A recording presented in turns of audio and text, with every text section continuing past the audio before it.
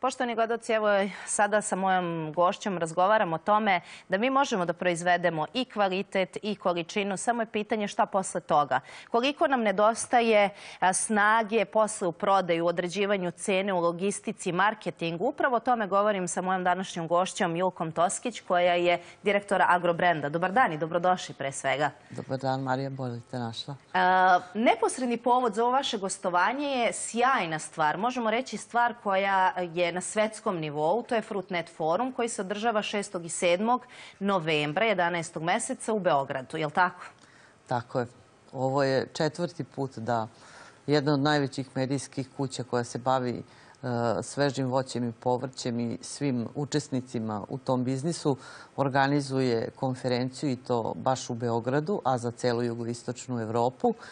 I ima izuzetno interesantan format, odnosno to je prava business-to-business konferencija gde oni koji dolaze su veliki međunarodni, da kažem, kupci i veliki lideri u industriji voća i povrća i pružaju nam ovde mogućnost da čujemo njihova iskustva, da čujemo šta su trendovi u svetu kada je u pitanju sveže voće i povrće.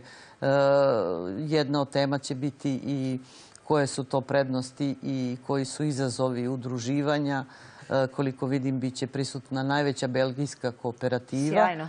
Koja godišnje trguje sa preko 650.000 voća i povrća, što nije zanemarljivo, a vrlo je uspešna i naravno trguje po celom svetu. Tako da s jedne strane ćemo čuti njihova iskustva, a sa druge strane verujem da su i oni tu da vide koliki je potencijal svežeg voća i povrća u ovom delu Evrope, posebno u Srbiji koja je tu među liderima, odnosno jedan od lidera kada se govori o proizvodnji voća posebno. Dolaze, zašto je zanimljiva konferencija? Dolaze veliki međunarodni kupci. Znači, u okviru organizacije Fruitneta biće ljudi iz jednog Teska, a s obzirom da su kompanije ovde počele da uvode onaj standard koji je potreban da bi se bio snabdevač velikobritanskog maloprodajnog lanca kao što je Tesco, sigurna sam da će imati ovde sagovornike u vidu domaćih kompanija i da će se neke veze ostvariti. Takođe, dolazi predstavnik još jedne kompanije koja je snabdevač drugog velikog maloprodajnog lanca u Velikoj Britaniji, zove se IPL kompanija. Zatim, organizatori su se potrudili da dovedu i predstavnika sa Bliskog istoka. Sjajno. Bliski istok nam je negde, možemo reći, neko potencijalno tržište, zar ne u budućnosti? Pa jeste, odnosno to je tržište na koje naše kompanije već izvoze, tako da uz ovakvu činjenicu da imate mogućnost da upoznate nekoga ko snabdeva ceo Carrefour za celi Bliski istok, to je zaista, ja bih rekla, lepa šansa za naše proizvođače da vide šta je to potrebno da bi se bio dobavljač jednog takvog velikog lanca. Pa upravo ste, čini mi se, rekli negde ključnu stvar. Oni će čuti ono što je potrebno da bismo mi mogli da izvezemo u neke druge zemlje, da to nije Rusija. I pretpostavljam da je ovaj forum namenjen i našim kompanijama i našim proizvođačima koji tu mogu, kao što kažete, da upoznaju potencijalne kupce, zar ne? Prvenstveno jeste namenjen našim proizvođačima i kompanijama koje se bave proizvodnjom voća i povrća i zaista pruža jedinstvenu šansu. Evo, mogu reći, ovo je 4. put i lepo je što su se odlučili da jedna takva konferencija bude u Beogradu, a ne u nekom drugom. Jel to znači nešto nama? Apsolutno. Apsolutno znači nam, jer zaista ovo je već 4. put da se organizuje konferencija i Fruitnet i ova konferencija, a i publikacije koje oni prave, a na temu svega što se ovde proizvodi, su nam jedni od najboljih brend ambasadora, ja bih rekla, jer taj materijal se onda nalazi, obiđe ceo svet u toku godine, dakle negde 20-ak što konferencija, što velikih sajmova poput Fruit Logistike, poput Fruit Attraction sajma u Madridu i ostalih, tako da pomažu nam da nađemo svoje zasluženo mesto na geografskoj mapi ovog posla, na svetskoj geografskoj mapi posla svežeg voća i povrća, što je nama jako bitno, jer treba da se čuje. Treba i mora, da. Evo kažete, ovo je četvrta. Ukoliko se vratite 3 godine unazad i kažete, oni nas predstavljaju svetu, ali šta kažete, da li se nešto opipljivo i konkretno desilo posle ovakvih foruma? Vi ste i u asocijaciji proizvođača jabuka. Da li su ostvareni neki poslovni kontakti do sada? Jesu. Ovaj format, da kažem, direktnih sastanaka sa domaćih kompanija i potencijalnih inostranih kupaca je od prošle godine ovde prisutan, tako da ono što ja znam jeste da su neke od kompanija već uspostavile poslovne odnose sa inostranim kupcima i da izvoze svoje voće. Odlično. Zato i služe ovakve konferencije gde možda nije ogromna brojnost, niti treba da bude, ali se zaista na jednom mestu nađu svi koji trebaju, odnosno svi važni igrači negdje, je li tako? Tako je. Prvi dan ste rekli da je upravo opredeljen za sastanke, za upoznavanje, za predavanja, a drugi dan ćete obići neke uspešne već proizvođače. I to je, čini mi se, tradicija. Prošle godine ste to radili. Imamo li šta da pokažemo strancima? Imamo, naravno, tako je u okviru njihove organizacije. Uvek tako bude da jedan dan bude konferencijski, a da drugi dan bude poseta našim proizvođačima.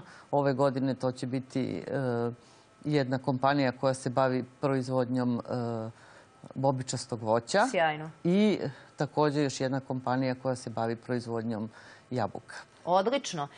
Julka, rekli ste negde da će predavači predstaviti trendove u proizvodnji voća i povrća. Koliko mi zaostajemo i šta je to što svet traži? Šta je to što tržište traži?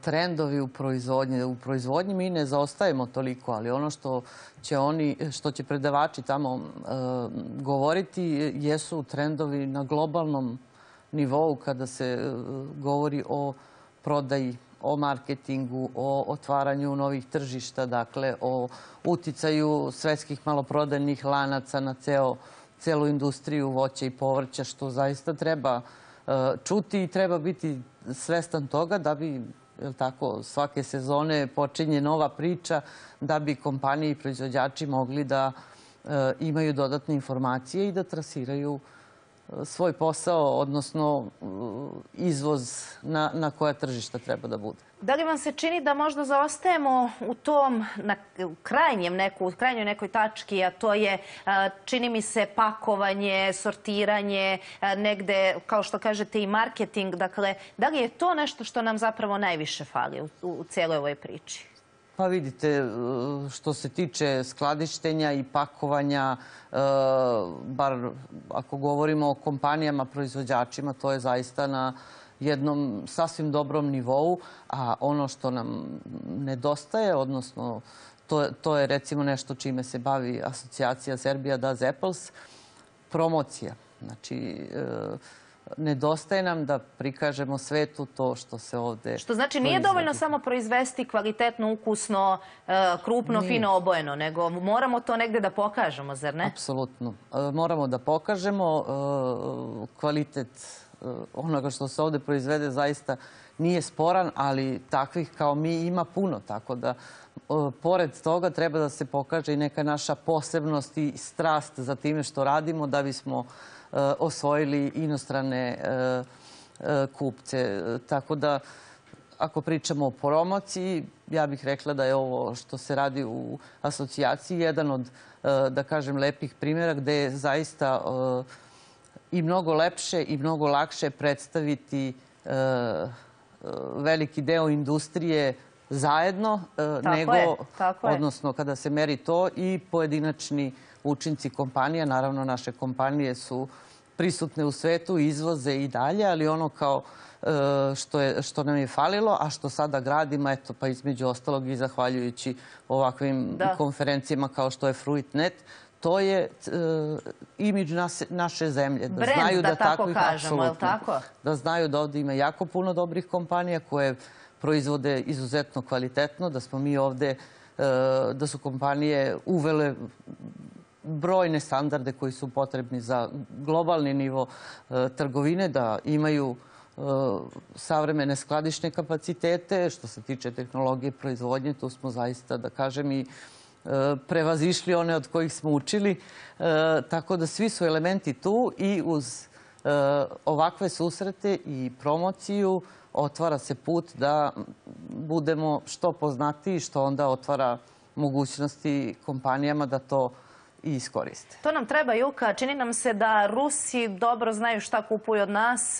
To se već dešava godinama, ali kažu da će Rusi imati svoju jabuku. Pitanje je kako će... Mislim, uostalom mi ne možemo baš da se oslanjamo samo na jedno tržište. Gde vidite naše voće i povrće u budućnosti? Pa, Rusija će još neko vreme biti, da kažem, tržište broj 1 po količini voća koje se izveze tamo, ali lepo ste rekli, njihova proizvodnja, grade se i skladišni kapaciteti, što će reći da će oni vrlo brzo moći da trguju i jabukama i svoje proizvodnje i posle Nove godine, što je neki prelom. Druga stvar, i u drugim zemljama se podižu voćnjaci kao što su u Srbiji. Znači, tu je jedna Moldavija, tu je jedna Ukrajina, tu je jedan Iran koji ima izuzetno veliku proizvodnju i naravno Rusija kao tolika zemlja moći će da bira od koga će da uvozi jabuke. Tako da u tom smislu ne samo za nas, nego za bilo koju zemlju nije dobro da se oslanja samo na jedno tržište, pa u tom smislu evo i ovo na čemu sam i ja radila u protekle 2 godine, to je to identifikovanje i otvaranje novih tržišta. Rekla sam vam da tržište Velike Britanije je izuzetno interesantno, što zbog kalibra, što zbog toga što je to jedno izuzetno platežno tržište. Oni traže manji kalibar, jel sam tako razumela? Uglavnom traže manji kalibar jabuka i potpuno je interesantno, čak toliko mali da ga mi skoro... Čak ni druga klasa nije naša, je li tako? 55, čak i toliko sitne jabuke, da. A dobro plaćaju? Pa dobro plaćaju i oni su među prvih 5 svetskih uvoznika jabuka. Znači njihova proizvodnja nije dovoljna, niti imaju sve sorte koje se tamo konzumiraju i imamo kvalitet, imamo činjenicu da kod nas tradicionalno berba počinje bar 1-2 nedelje, ako ne i više ranije nego u ostalim zemljama Evropske unije od kojih se Velika Britanija snabdeva. Sitan kalibar, pakovanje isto nije problem. Kompanije su, kažem, uvele ove standarde. Ako na to sve dodamo i ovu situaciju da su se i tamo veliki distributeri, maloprodajni lanci našli u nedoumici šta će i kako će biti zbog Brexita. Jako je povoljan moment jer traže kvalitetne dobavljače van Evropske unije, što nama daje šansu i evo za jednu sezonu od nekih 0,1% koliko je iznosilo to što se iz Srbije izveze, ja sad govorim za jabuke, u Veliku Britaniju za godinu dana do 5% od ukupnog uvoza Velike Britanije. Mislim da je solidan rezultat, odnosno za vrlo kratko vrijeme naše kompanije su uspjele na najbolji mogući način da se pozicioniraju na jednom tako zahtevnom tržištu. Dakle, imamo Veliku Britaniju, imamo Bliski istok gdje zaista tražnja raste. To će sutra biti jedna Indija i Kina kada budemo imali slobodan, da kažem, put da se naše jabuke izvoze. Mislim da će na ovoj konferenciji biti prisutan i jedan indijski veliki distributer, što će reći da se oni već interesuju za voće odavde. Gospođo Julka, evo završava se polako berba. Hoćemo li imati šta da im ponudimo ove godine kada je jabuka u pitanju? Pa hoćemo. Imamo li kvalitet ove godine? Imamo, znači, znamo svi da je bilo mraza početkom proleća i da to jeste ostavilo neki trag, ali opet sve ono što se proizvedne, posebno u ovim intenzivnim voćnjacima gdje su i sorte u trendu i gdje je vrhunska tehnologija, imat ćemo šta da im ponudimo. Sjajno. Mi se naravno vidimo 6. i 7. mesto održavanja je Hotel Hyatt. Hotel Hyatt, 6. i 7. dakle konferencija Fruitnet. Hvala vam još jednom. Hvala što učestvujete u svemu tome i što negde predstavljate ovo što mi u Srbiji radimo. Dakle, 6. i 7. Hotel Hyatt za sve koji proizvode voće i povrće. Evo, čuli ste, poslovni kontakti i potencijalni kupci. Mi nastavljamo nekim drugim pričama.